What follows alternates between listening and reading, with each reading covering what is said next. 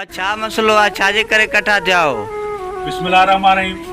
जीअं त असीं सभु कच्ची आबादी वासी हिते इन करे थिया आहियूं जो गुज़िरियल 15-20 सालनि खां असां जेको आज़ार आहे, पहिरियों त हिन खॾ जो जेको आज़ार आहे, इन खॾ जे करे असांजो सॼो जर जो पाणी जेको आहे उहो ख़राबु थी वियो आहे। ऐं काफ़ी दफ़ा असां पंहिंजे शहर जा, असां पंहिंजे ॻोठाणा सभु गॾिजी करे कच्ची आबादीअ वासी विया आहियूं वस वारनि वटि त ख़ुदारा असांजे बचड़नि ते रहम कयो ऐं हिन पाणीअ खे, हिन खॾ खे ख़तमु कयो पहिरीं सूरत में।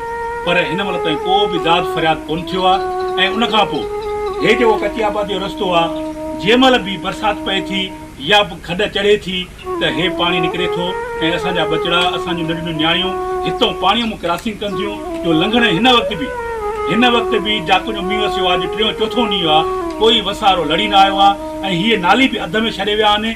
ऐं उनखां पोइ हे पाणी सॼो बीठो आहे, असांजा ॿार बचड़ा हिन पाणीअ में क्रॉसिंग था कनि।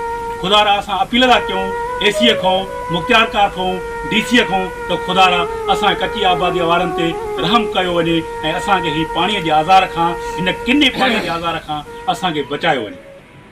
बिस्मिल्लाहिर्रहमानिर्रहीम। मां पीपल्स पार्टीअ जो जनरल काउंसलर बि आहियां ऐं पीपल्स पार्टी मंगना जो इंफॉर्मेशन सेक्रेटरी बि आहियां। मां हाजी नवाब ख़ान वसाण खे, MNA जावेद अली शाह जिलानी खे, डिप्टी कमिश्नर साहिबु सख खैरपुर खे, AC किंगरीअ खे ऐं बानू मार खे अपील थो कयां त असांजो अॼु जो अॼु हे घिटीअ जो मसइलो हल कयो वञे, न त असांखे हाई कोर्ट ते वञण लाइ तयारु आहियूं।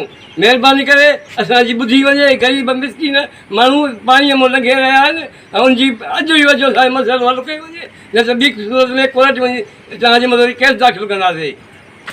मां पंहिंजा अॻवान हाजी नवाब ख़ान वसाण खे बि अपील कयां थो त डिप्टी कमिश्नर साहिबु सखर खे, खैरपुर खे ऐं किंगरी AC किंगरीअ खे उनखे चवे त असां ग़रीबनि जो मसइलो अॼु हल करे। MNA साहिबु जावेद शाह जिलानी खे बि मां अपील थो कयां त अॼु जो अॼु असांजो मसइलो हल करायो वञे। असांजा वॾा आहिनि, असांजा अॻवान आहिनि।